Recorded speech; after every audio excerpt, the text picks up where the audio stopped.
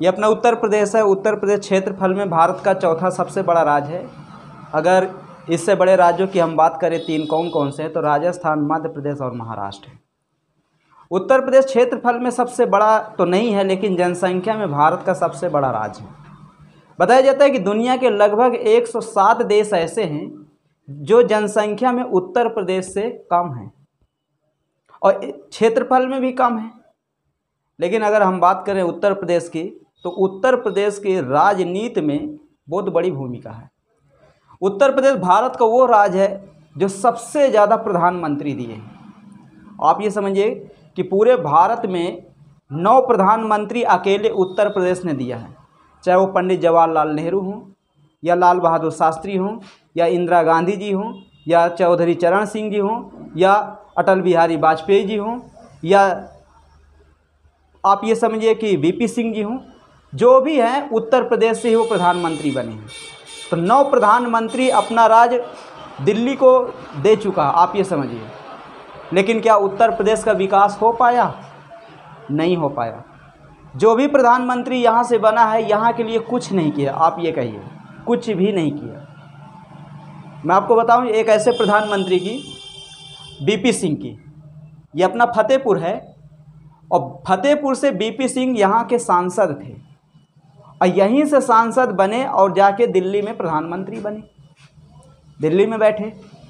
खैर खुदा न ख्वास्ता उनकी सरकार 5 साल तक नहीं चल पाई थी, क्योंकि गठबंधन से उनकी सरकार बनी थी। 1 साल के अंदर उनकी सरकार गिर जाती है और चाहते 1 साल के अंदर तो फतेहपुर का विकास करा सकते थे, लेकिन फतेहपुर का उन्होंने विकास नहीं किया।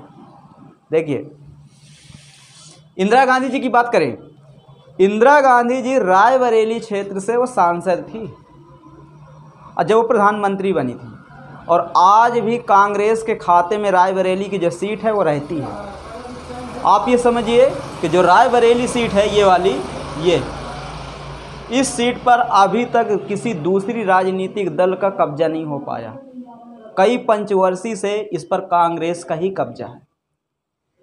एक सीट ये आप देख रहे हैं अमेठी, अमेठी से सांसद राजीव गांधी थे, राहुल गांधी जी के पिताजी।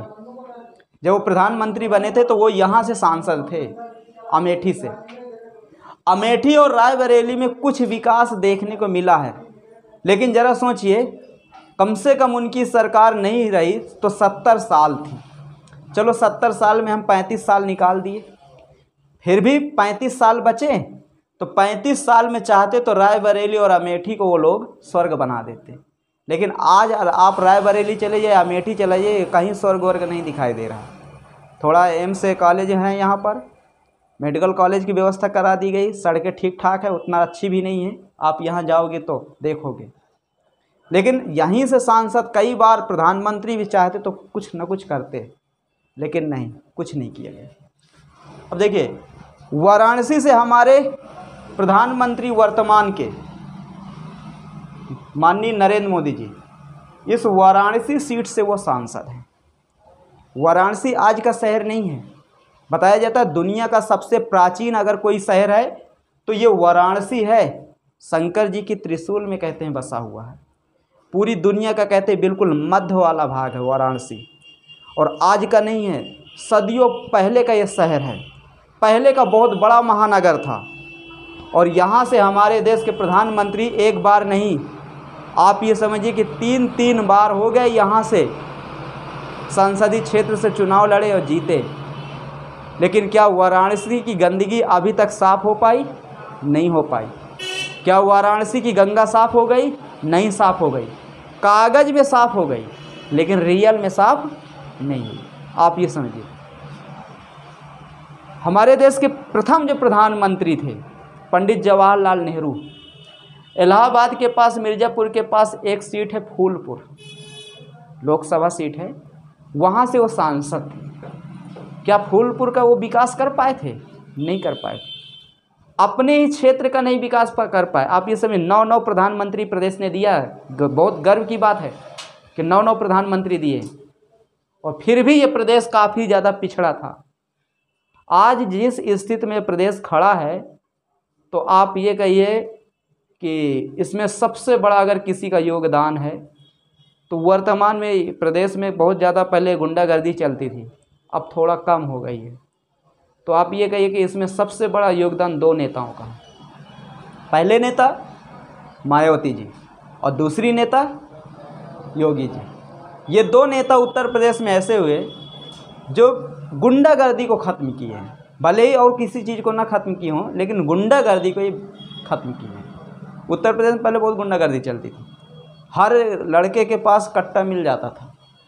आप ये समझिए, हर घर में एक बंदूक का लाइसेंस का प्लानिंग चलती थी कि जनासी बंदूक होनी चाहिए। तो जब गुंडागर्दी होगी, एक दूसरे को लोग मारेंगे काटेंगे, तो अपने सुरक्षा के लिए लोग औजारों की व्यवस्था करेगा कि नहीं करेगा, हथियारों की व्यवस्था करेगा। ये बहुत चलती थी। ऑटो वाला एक चौराहे से दूसरे चौराहे अगर आपको ले जा रहा है, तो आप ये समझिए कि आप अगर शरीफ हैं तो ऑटो वाले को पैसा दे देंगे, लेकिन उसमें शरीफ निकलते थे 10 और गुंडा निकलते थे 90। ऑटो वाले ऑटो चलाना बंद कर देते थे। भाई शरीफ तो 10 हैं और गुंडा है 90, तो कितने गुंडों को ढोता रहेगा।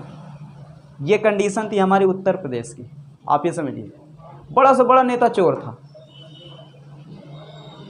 नेता सब चोर हैं मानते हैं, लेकिन इतना चोर उत्तर प्रदेश का बड़ा से बड़ा नेता जो ने एक बार सांसद विधायक बन जाता था ना उत्तर प्रदेश का, समझो प्रधानमंत्री है, पुलिस उसके द्वारा सलूट मारने जाती थी। बिल्कुल सर वो भगवान है, आम लोग उसके पैर दबाते थे, सब कुछ बड़े से बड़े नेता। आप ये समझ, लेकिन अब कभी ऐसा होता है कि किसी विधायक के यहाँ पुलिस जा रही है, एसपी साहब जा रहे हैं, डीएम साहब जा रहे हैं सलूट मारने? कोई नहीं जाता होता। अब जब जिसको ज़रूरत होगी उसको बुलाया जाता है। पहले क्या होता था, गांव में पुलिस आ जाती थी, आदमी भाग जाते थे बाहर, और जो गांव का समझदार व्यक्ति होता था वो जो पुलिस चली जाती थी तो उनको कहता था पुलिस को, हमने तुमको पुलिस से बचाया, इतने रुपए दो। वो कहता साहब नहीं है, एक साल मेरे यहाँ मजदूरी करना। ऐसा शोषण होता था। अब भला कोई करके देखे, नहीं कर सकते। काफ़ी सुधार हुआ, ऐसा नहीं है, लेकिन बहुत सोचने वाली विषय है, बहुत निंदनीय विषय है कि नौ प्रधानमंत्री जिस राज्य ने दिया उस राज्य का विकास क्या हो गया। बहुत सोचने वाली विषय है, समझ रहे? ये अपना उत्तर प्रदेश है।